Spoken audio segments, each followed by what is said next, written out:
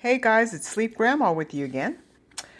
Um, this painting is not finished yet, but it is called I Know I Have to Go On, but Swimming, but Let Me Just Chill for a Second. Okay, because sometimes we all just need a rest, not a breast, rest. I wanted to say rest and break together. But anyway, yeah, I wanted to, I'm just trying to get her bottom right. Trying to, I don't know, the angle of the body, whatever. But, sometimes you just like, oh my gosh, you just need to have a break, man. I rarely give myself a break. I used to never give myself a break, and now I really make an effort to do it. So, anyway, so besides that, I'll keep working on this, and I love the way the face is going. Oh, yes, I love that. And I just wanted to talk to you guys about, we were talking about amends yesterday, and I forgot to put the part about validation, which is very important because you want them to feel validated. When you make an amends, you're validating your feelings and their feelings. You're letting a person know that I hear you, I see you, I hear you, I acknowledge you and your pain. But you're also acknowledging yourself and your pain. You're also saying, okay, these are my actions. Okay, this is what I did. Okay, I'm going to free myself of this burden of guilt and I'm going to make amends to you. Now, when you're making amends is when you're either making an amends, giving an amends. When you're either giving an amends, receiving an amends, or requesting an amends from somebody, timing is everything. Okay, timing is everything. That way, that person is receptive to the communication. Because if the person's in a emotional crisis, or if they're in a really stressed out situation, they probably won't be receptive to your requests. Because they can't hear you because they're so overwhelmed with what's going on now.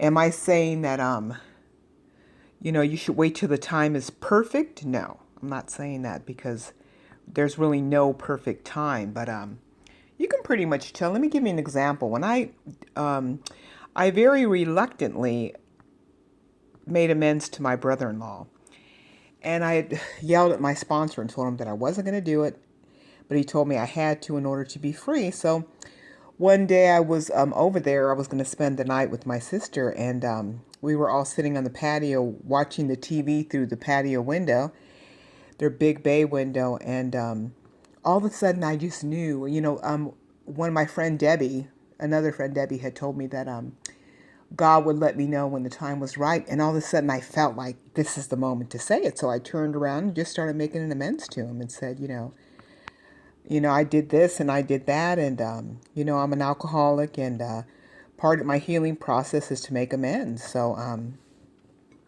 I did, and yeah, it came out great, and they were receptive to it, and all was well. Now, mind you, I don't speak to my brother-in-law anymore. That was like, oh gosh, that was like 15 years ago. I don't speak to him at all anymore, but it's because of other things, not because of that. But I know that I completely made peace about the other stuff because yeah, I made my amends. So you know, you just do the best that you can. Now, when I called my sister-in-law to make amends to her, she said no. She said I can't. And I said, "Okay, that's fine." Well, I said if you're ever open to me making an amends to you, I am here and I am willing. And we left it at that. I don't speak to her either, but because of other things that have gone on. But I made the effort. And so my part's done. I was trying to clean my side of the street. Now, if she was to call me and tell me, I'm ready to I'm ready for your amends now, then I would say, okay, I don't mind making it for my part in that specific situation that happened. But am I going to, like, from there, have a relationship with her and invite her over for dinner and all this stuff? No. I'm just talking about what happened between us back then, and that's it, because she was on my amends list. Now, if you make amends to someone, please remember that you don't have to become their friend. You don't have to communicate with them. That doesn't mean that you have to forgive and forget and all is done. It just means you want to get it off your mind, get it off your back. You want to move forward. This is like a propeller. It's going to propel you forward. So that's what you want to do. It's not just for them, but it's mostly for you, really. You know, it's for them to give them validation, but to also give yourself validation. That you know you love yourself enough to want to heal, and part of healing is making an amends. Now you see how I've been avidly working on putting these little dots on the rocks. These are like little pink flowers, I guess they're supposed to be. I might not make them dots and change the design. But you see how diligently I've been working on this? You know, putting tears in the girl's eyes, because that's the way I feel. Kind of like, oh gosh, I'm so tired. And I don't know, I still haven't figured out what I'm going to do with their arm.